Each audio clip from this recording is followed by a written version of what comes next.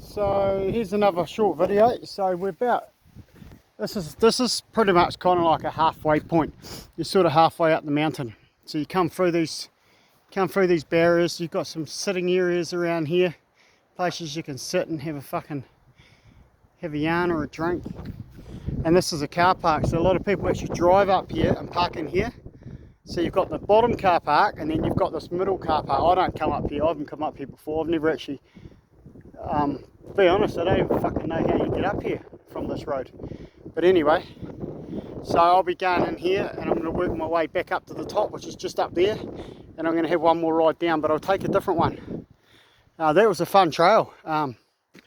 But yeah, so this is my second run from the bottom car park to the top of the hill. And I normally, on a normal bike, I wouldn't do that because it's fucking an hour to climb up.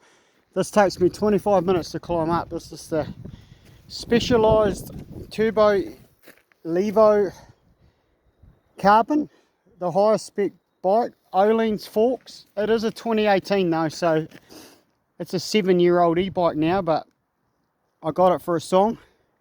This was a $12,000 bike in 2018. How does $3,000 sound in 2024? 2025. I've only had it about 6 weeks, 7 weeks maybe. Ridden it about half a dozen times, and it's fucking awesome. I love it. So hopefully it's reliable. There is a bit of risk buying second-hand e-bikes. I've been watching a lot of videos. One of the biggest problems can be water ingestion. So I haven't been washing it.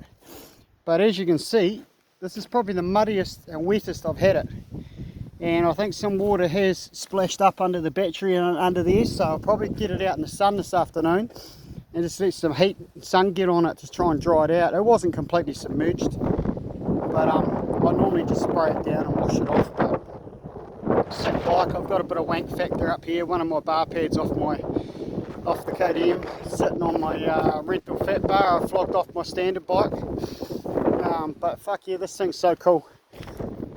I figured out on the app now how to set it up. So I've now got the trail mode adjusted 100% assistance when I'm pedaling, so you can adjust the cadency. So the harder you pedal, the more assistance you get. And before, I only really had full assistance on turbo mode, so that obviously drains your battery a fair bit. I figured out now how to get more assistance in trail mode, and it's quite cool. Like I pretty much rode up all the way up to here on this occasion just on trail mode, where the first time I had on turbo quite a bit. So it's quite good. That will give me a bit more battery range using trail mode. But I've set it up in a way because there's quite a few things you can do in the app that's on my phone. It's pretty sick. So it's kind of not dissimilar to that thing I bought from my KTM that goes on the front guard that the factory editions come out with, that GPS and mapping device. It's kind of like does similar things that does, where you can monitor your ride, you can adjust the power, you monitor everything in your ride, you can adjust your power, the way the power works on the fucking motor in this thing, and which is exactly what you can do with the app. It's crazy how the mountain bike technology's come this far, and this is a 2018.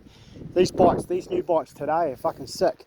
I think that bike I hired in Taupo earlier in the year was a later model bike than this, and I think it had a little bit more power, but for a 7-year-old mountain bike, the technologies have come a long way since this came out. But this was the original that started it all.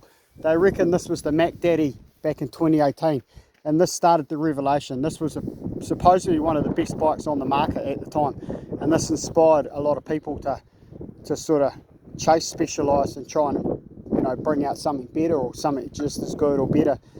So, but Specialized, from all the videos I've been watching, seems to be one of the brands that sort of pioneered the sport, so to speak. And this is the second Specialized I had. I had a fucking super cool one that Bronny hooked up for me when I had my first Rockstar 450, my first Rockstar 450 edition, that 2019 I had before I got my 2021, 22 model. And that was a sick bike. Ironically, it was the same colour as my Rockstar. It was fucking white with blue accents everywhere. It looked sick. But that was just a standard one. But cool bike. They had Öhlins forks on it and an Öhlins shock. This has got Öhlins forks and a rock shock. I don't know that the Öhlins forks are that great, to be honest. Watching videos, apparently there's better forks out there. But it's definitely better than my standard bike. Coming down that trail, or just come down, it just soaks up the chatter. the hard cheddar and the rocks, and it soaks the shit up better. It's not so much jarring on my hands. It seems definitely sort of rides better, and so it should. It's a bit more set up for that sort of shit. But anyway, that's enough dribbling from me. Just give you a bit of a rundown. So it'd be cool if I could strap the phone onto the fucking bike here. I should have thought about that. I probably could have taped it up in a way where I could record myself. I'm sort of trying to figure out if there's a way I could hold it on here, but there really fucking isn't, unfortunately.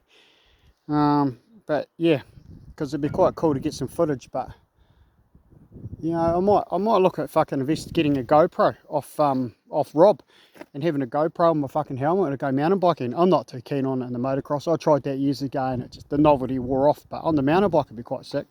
Anyway, I'm